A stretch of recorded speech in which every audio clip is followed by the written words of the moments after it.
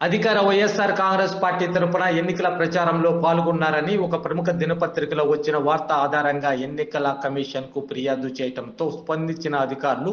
పొదిలి పట్టణానికి చెందిన 3 వాలంటీర్లపై వేటు వేస్తూ పొదిలి మండల పరిషత్ అభివృద్ధి అధికారిని షేక్ గౌసియా బేగం బుధవారం నాడు ఉత్తర్వులు జారీ చేశారు.